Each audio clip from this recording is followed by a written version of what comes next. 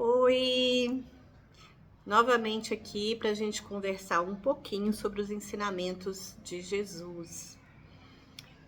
Hoje a gente vai conversar sobre a parábola das bodas. Há pouco tempo a gente conversou sobre a parábola das 10 virgens e agora a gente vai falar sobre a parábola das bodas. E ela diz assim: o reino dos céus é como um rei que preparou um banquete de casamento para o seu filho. Enviou seu servo aos que tinham sido convidados para o banquete, dizendo-lhes que viessem, mas eles não quiseram vir. De novo, enviou outros servos e disse: digam aos que foram convidados que preparei meu banquete, meus bois, meus novilhos gordos foram abatidos e tudo está preparado. Venham para o banquete do casamento. Mas eles não lhe deram atenção e saíram, um para o campo, outro para os seus negócios. Os restantes, agarrando os servos, maltrataram-nos e os mataram. O rei ficou irado e, enviando seu exército, destruiu aqueles assassinos e queimou a cidade deles. Então disse aos servos: o banquete do casamento está pronto, mas meus convidados não eram dignos. Vão às esquinas e convidem para o banquete todos os que vocês encontrarem. Então os servos saíram para as ruas e reuniram todas as pessoas que puderam encontrar, gente boa e gente má. E a sala do banquete do casamento ficou cheia de convidados.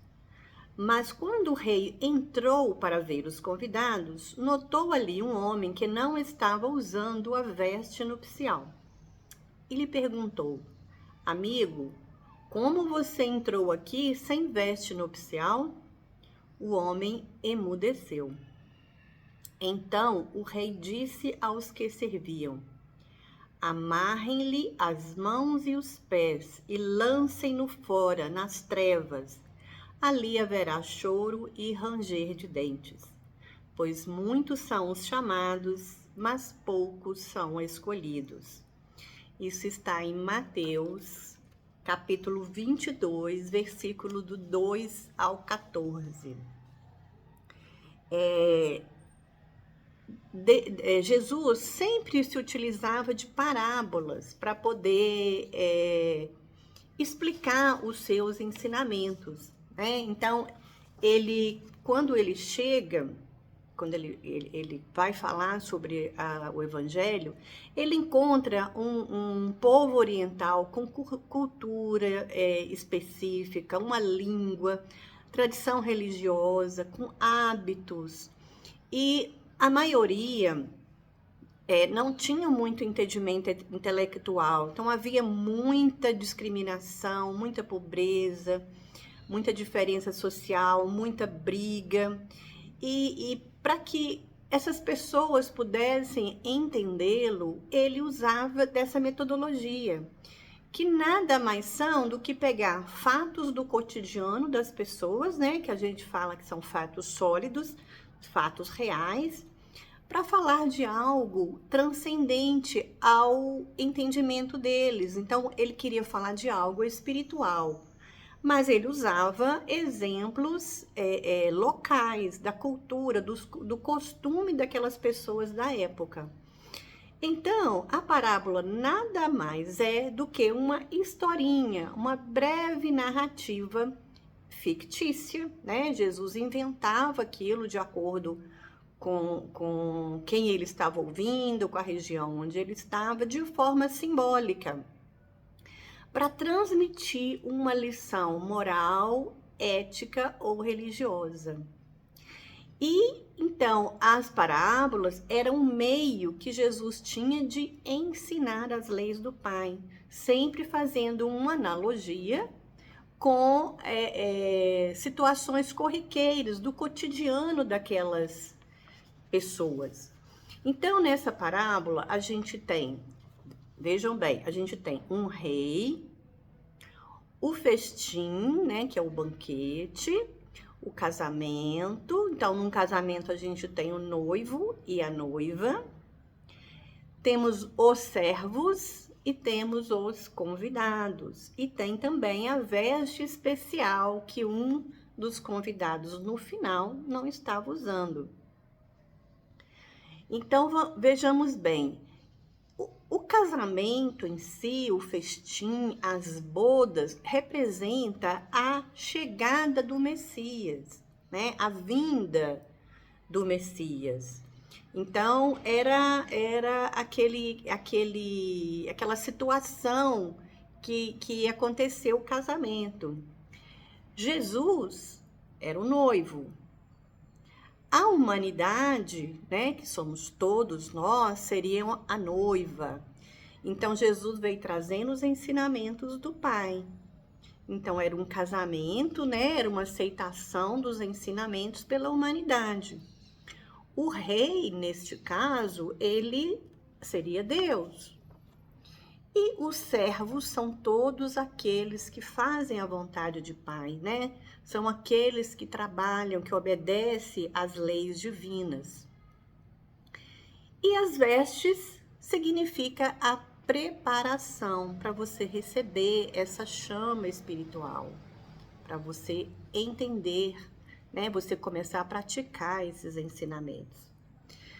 Então, todos nós somos permanentemente convidados para essa festa, esse festim, que seria o quê? A vitória, a aceitação do Espírito Santo, né, dos ensinamentos do Pai sobre nós mesmos. Seríamos nós, a humanidade, vencendo os nossos vícios, os nossos prazeres. E Jesus aqui, ele compara o reino dos céus com um lugar de muita alegria. Então, quando voltamos à pátria espiritual, iremos encontrar um ambiente de paz, de serenidade, né? Então, é como se fosse um momento festivo, não tem dor, não tem preocupação, né? Você fica ali livre. Então, o reino dos céus é esse momento festivo. E aí, essa comparação toda é para mostrar o casamento, né? Que é a vinda de Jesus com a humanidade. Era muito comum usar o termo prostituição quando se queria falar do afastamento das leis de Deus, do afastamento dos ensinamentos de Jesus. Então, a prostituição, normalmente no Evangelho, ela é usada como um termo simbólico, é só para mostrar essa desobediência. E quando nós voltamos para o reino de Deus, quando nós passamos a vivenciar os ensinamentos, é um casamento que a gente faz, né?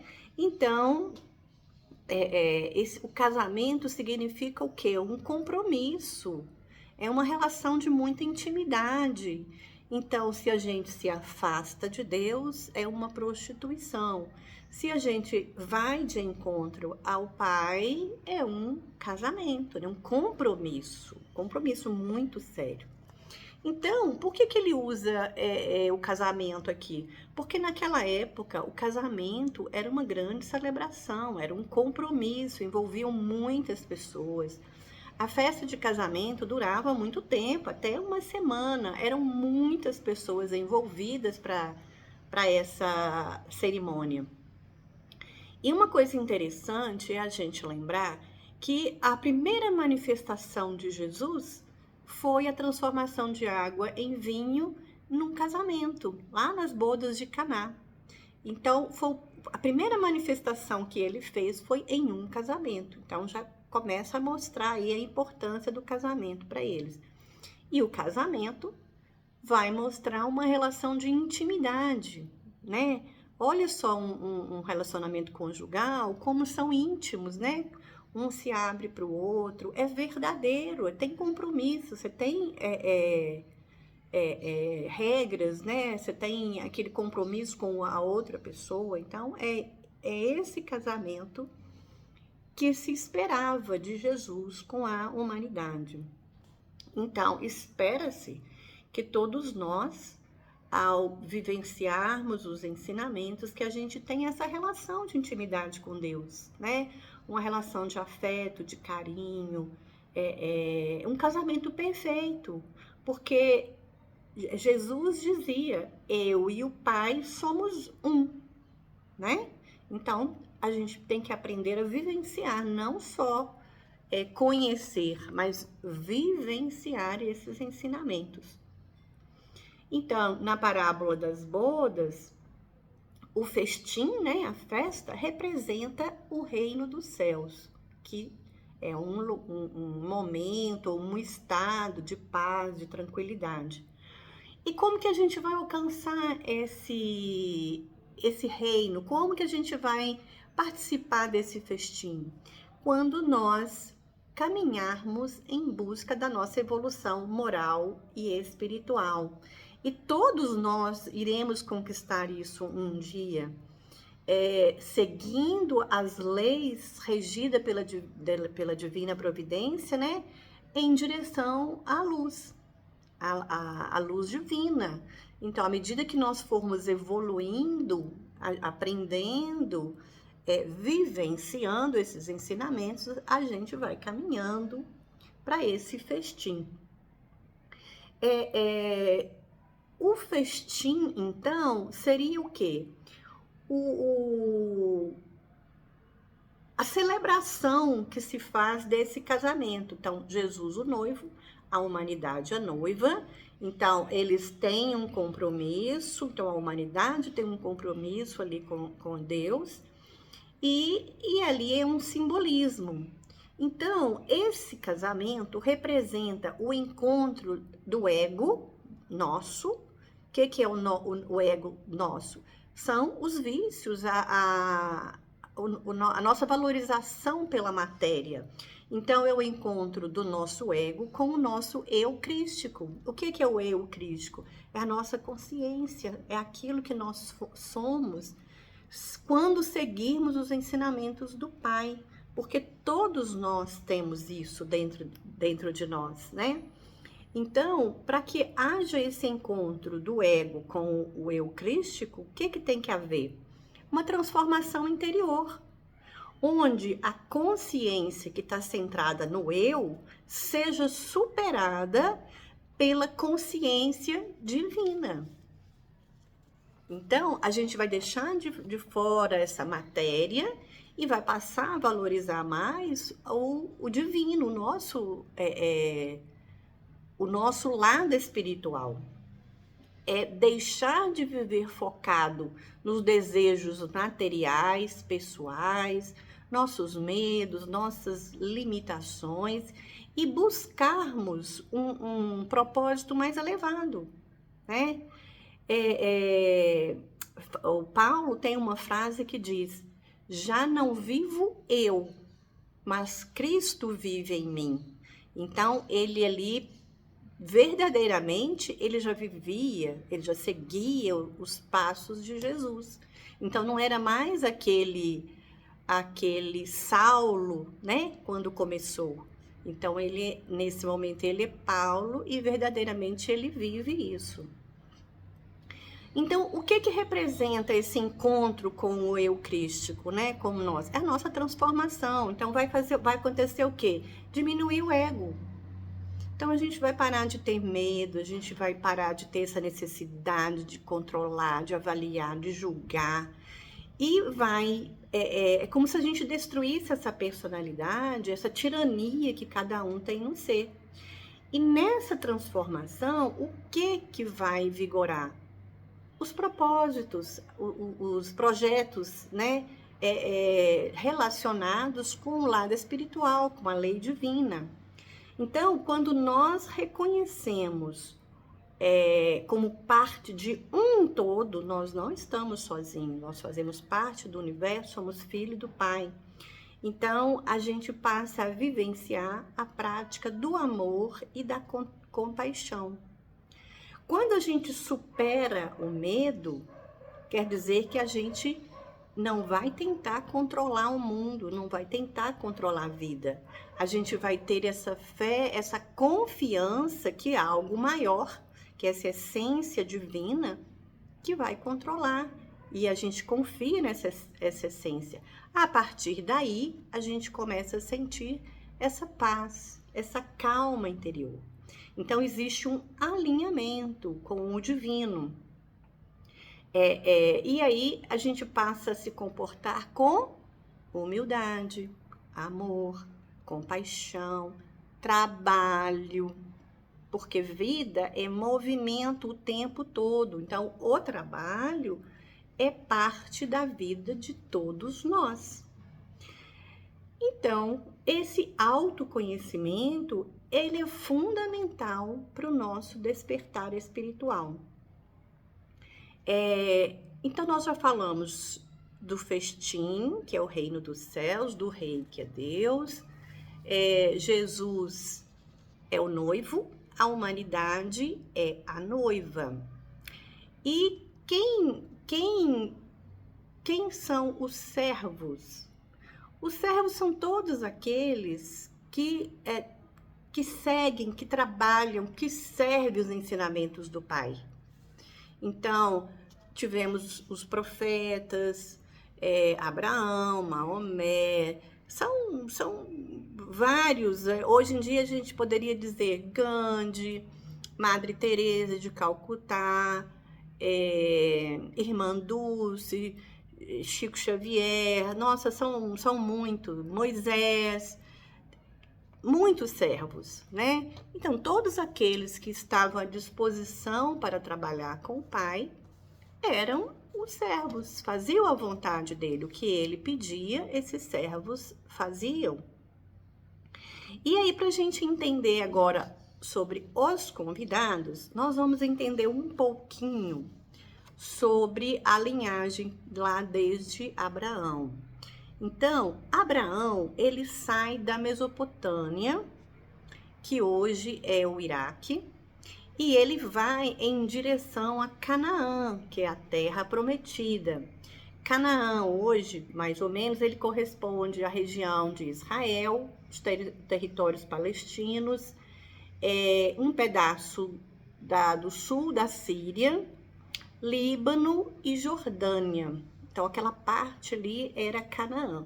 Então, Abraão vai para Canaã, para a terra prometida, né, por um chamado de Deus. E Abraão se casa com Sara, mas eles não têm filhos. Eles queriam muito ter um filho, eles não têm filhos. Então, Sara convence Abraão a ter um filho com a sua escrava Agar.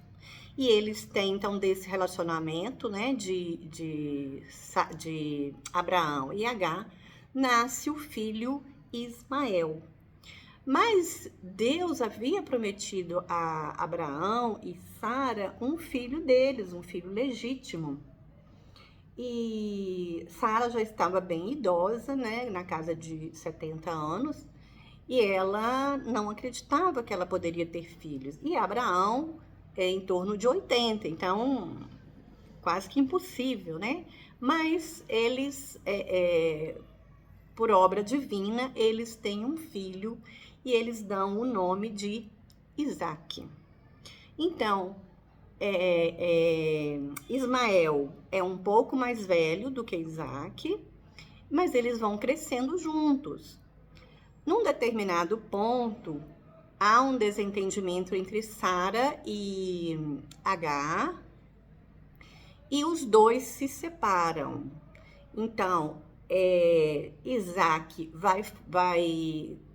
vai se separar. Ele tem 12 filhos. Dentre esses 12 filhos, o Jacó. E Ismael tem também 12 filhos, só que eles estão em regiões diferentes. Isaque, ele tem os 12 filhos, eles são, então, os chamados judeus. Antes, eles eram os hebreus. Os hebreus são os antepassados dos judeus. Os judeus seguem a Torá, eles seguem o islamismo e são monoteístas, né? Acreditam em um único Deus. e adoram Adonai, ou Elohim, que significa meu Senhor. Uma parte desses judeus passam a seguir Jesus Cristo, e daí vai surgir o cristianismo. As 12 tribos, né, os 12 filhos de Ismael, eles formam os árabes, que eles vão seguir Maomé, e a religião deles é o islamismo, aí que está diferente. Então, Isaac tem 12 filhos e ele forma 12 tribos. E Ismael também tem 12 filhos e os filhos dele formam as 12 tribos. Então, Isaac, perdão, eu sempre enrolo com os nomes. Isaac vai formar as tribos de Judá, e Ismael as 12 tribos que estarão no deserto da Arábia, Síria, Sinai, etc. Então, daí surge essa divisão.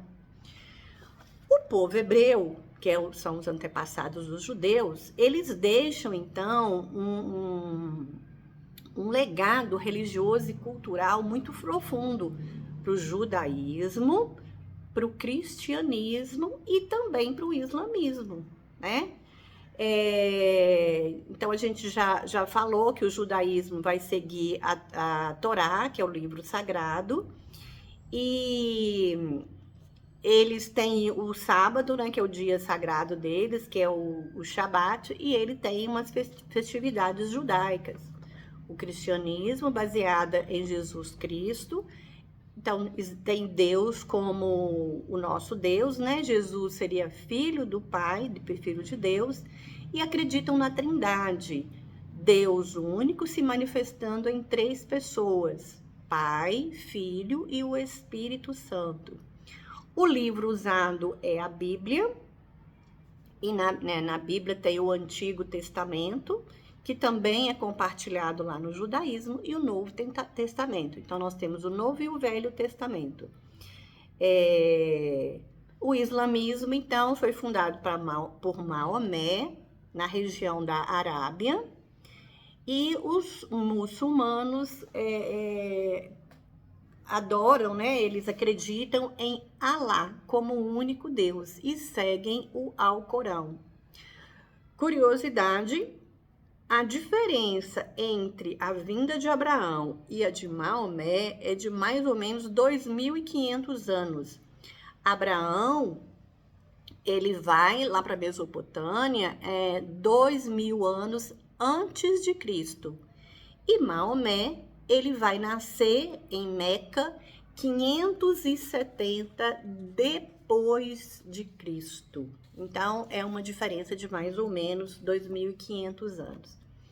Bom, e aí por que a gente passou por isso aí? Para a gente entender quem são esses convidados. Então, os primeiros convidados foram os hebreus. Quando Abraão vem, que ele vai para Canaã, na Terra Prometida, ele foi por um chamado de Deus. Então, eles foram os primeiros convidados, né, para essa festa, para esse festim. Mas nós continuamos sendo convidados para esse festim até hoje, o tempo todo. Então, a recusa às bodas por todos significa o quê? É a valorização da matéria. São aqueles que estão ocupados demais, né, com o trabalho, com as coisas materiais, com os prazeres materiais, prazeres físicos, né? Então, eles não querem saber quem é esse rei. Eles não estão interessados em ir na festa, porque o que eles têm que fazer, para eles, é mais importante. Então, lá na parábola diz: o primeiro convidado recusa porque disse que havia comprado uma quinta, e que quinta nada mais é do que uma fazenda. O segundo disse que tinha comprado 5 juntas de boi e teria que experimentá-los. Ninguém compra nada, né, em geral, sem testar antes, sem se informar, sem saber como que é, né? E o terceiro, ele nem pediu desculpa nem nada, simplesmente falou que não ia porque tinha casado. Tudo bem, é uma boa justificativa, ele não mentiu, porque os dois anteriores, eles mentiram. Então, essa recusa é a valorização pelas coisas mundanas, né? É o que a gente faz no dia a dia, fica ali envolvido com trabalho, com filho, rede social que está enchendo a cabeça de todo mundo e não de bobagem e não sobra tempo para mais nada. Então, é essa negação para conhecer e praticar os ensinamentos do Pai. Com a recusa desses convidados, Jesus vai e chama, Jesus não, o rei vai e chama os pobres e sofredores para a festa, né? Para que fosse lá usufruir. E quem são essas pessoas? Quem são esses seres? São aqueles que não valorizam tanto os bens materiais. Eles não valorizam tanto a matéria, os prazeres da carne, do corpo. Eles não valorizam tanto os divertimentos sociais, né? Então, são aqueles de coração mais simples, que são mais humildes e que são dignos de compaixão. E aí, ele pede os servos que convidem todos os que eles encontrarem e levem para as festas. Bem, quando a gente vai para uma festa, mesmo que a gente não tenha como trajar adequadamente, a gente procura se posicionar bem, a gente procura arrumar de forma que a gente fique um pouco mais bem apessoado, né, como se diz, bem apresentável. Então, ele chamou os servos, mas aí o rei percebeu que um deles não tinha a veste. Ele estava vestido totalmente fora do mínimo que se poderia esperar para aquele banquete. Então o rei fica encolerizado, ele fica, né, com muita raiva e pede aos servos que amarrem-lhe os pés e as mãos e o joguem às trevas, e lá haveria choro e ranger de dentes. Então, a palavra de Deus passou para o povo hebreu, né? Porque eles não aceitaram, a maioria não aceitou. E ela continua passando, a gente tem essa mesa farta, a gente tem esse festim que está à nossa disposição, mas a gente ainda continua negando. A gente continua negando suprir o nosso espírito porque nos interessa mais suprir o nosso corpo. Esse rei encolerizado da parábola não combina muito com o Deus que nós conhecemos, né? Que é um Deus amoroso, um Deus carinhoso, um Deus que não se ofende, que ajuda sempre, né? Então, aqui, essa não é bem a raiva, mas essa reação do rei, ele está representando as dores que nós atravessamos na nossa jornada, na nossa caminhada. Porque a gente vai aprendendo de acordo com as situações difíceis que a gente vai vivenciando. Não existe um ditado que diz que a vida ensina pelo sofrimento, né? Ah, não quer aprender? Não, a vida vai ensinar. E é exatamente isso, é a lei de causa e efeito. Não é Deus que castiga. Nós também não castigamos os nossos filhos, mas quando eles erram, a gente permite, às vezes, que eles passem por uma situação mais difícil para que sirva de lição, de ensinamento. Às vezes os pais falam, os filhos não querem ouvir, e aí acontece, né, do pai permitir que esse filho passe por uma situação difícil, uma reprovação, por exemplo, no colégio. Que é coisa pior do que repetir de ano na escola, né, fazer tudo aquilo de novo? Então, o comportamento, né, quando a gente discorda dessas leis divinas, às vezes a gente passa por momentos assim, para que a gente possa aprender, né, um pouquinho.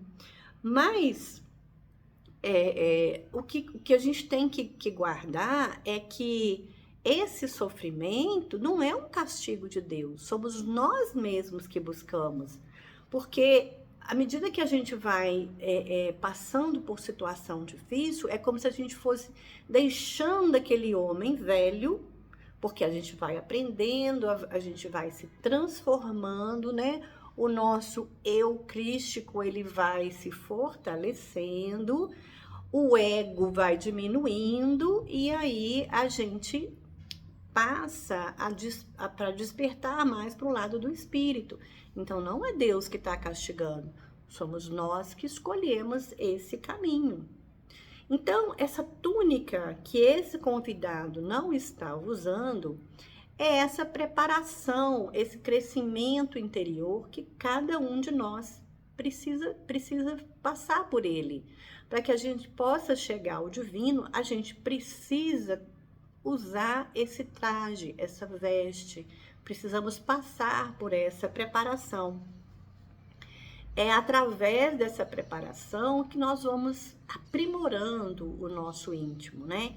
Então, a veste significa temos que trabalhar o nosso eu para que não deixemos o ego falar mais alto do que o nosso eu crístico, que é os ensinamentos de Deus que tem dentro de cada um de nós.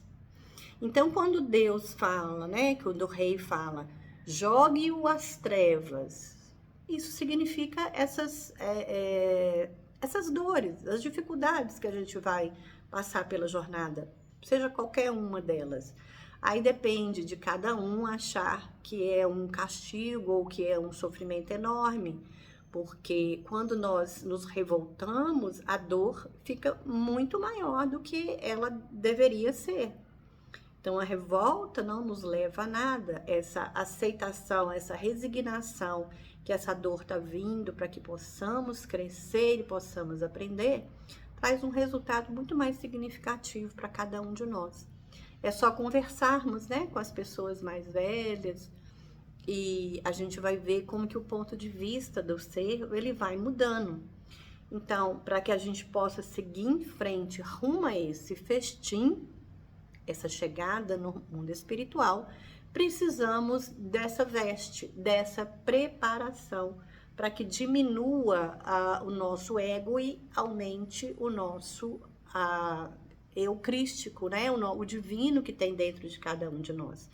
Então, passar por essas dificuldades, por essas torturas, digamos assim, não é castigo. É uma forma de nos despertarmos para a importância dessa preparação, né? E aí, Deus compara, então, o reino de Deus com esse momento festivo, com esse festim preparado para seu filho, que era Jesus. Muitos recusaram os convites, inicialmente os hebreus. Os servos fazem tudo o que ele manda, que são aqueles que começaram, né, o trabalho de fazer a vontade do Pai, levar os ensinamentos, né? E depois ele muda os convidados com a recusa, ele vai mudar os convidados. E um deles está sem a veste, que é essa preparação. Então, Deus nos ensina nessa parábola que ele convida a todos, sem diferença. Todos nós somos iguais perante a vida e perante Deus, nosso Pai. Então, o reino de Deus, ele é para todos. Só que muitos de nós ignoramos, né? Outros, inclusive, o rejeitam, né? Passa muito tempo rejeitando. E essa história nos chama a atenção que nesse reino dos céus não depende de condição. Não depende de riqueza, de aparência, de poder, de posição social. O que realmente importa é a resposta sincera do nosso espírito. Deus deseja que nos aproximemos dele. Ele quer essa união. Ele quer esse relacionamento íntimo, verdadeiro, mas com pessoas, né, com seres que estejam dispostos. Então, não adianta apenas estar presente como aquele convidado lá sem a veste. Não é só estar presente, você tem que estar presente em espírito também, fazendo parte realmente desse reino, porque todos nós somos iguais. O que Deus chama a atenção de todos nós aqui? Para que possamos viver com sinceridade, que os seus ensinamentos sejam acolhidos e vividos por todos nós. E aí a gente faz uma pergunta: será que, voltando à pátria espiritual, os reis, os milionários, os banqueiros, as grandes figuras da humanidade, eles vão ocupar um lugar diferenciado daqueles que viveram de forma humilde, que foram pessoas simples, foram mendigos, não sei, estão com deformidades físicas, intelectuais? Será que, ao voltar à pátria espiritual, esse nosso Pai, esse Deus que é pura bondade, é puro poder e bondade, ele vai tratar seus filhos de forma diferente? Eu não acredito. Eu tenho certeza que todos nós somos iguais e iremos ser tratados da mesma forma. Então, se formos um rei, uma rainha aqui em vida, quando nós chegarmos na pátria espiritual, seremos tratados com igualdade com aqueles que foram simples mendigos, simples trabalhadores, que foram escravos, né? Não sei.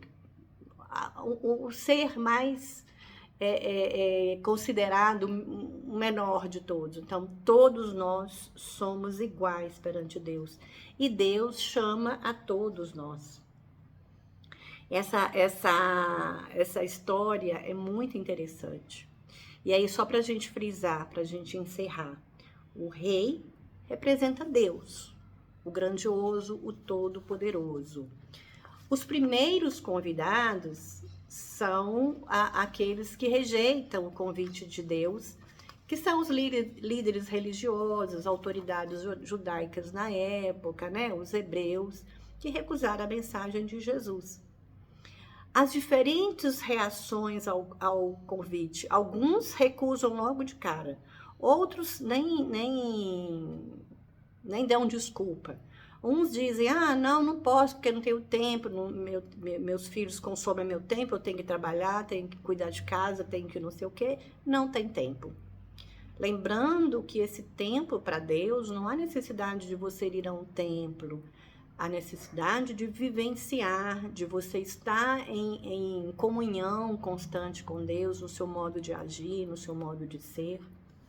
Os servos são todos aqueles que anunciam a palavra de Deus.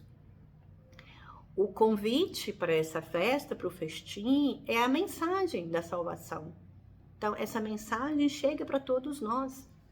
Aquele homem sem a roupa adequada, ele representa aqueles que não têm compromisso, né? Vai, mas não tem compromisso, não está muito interessado em melhorar, né?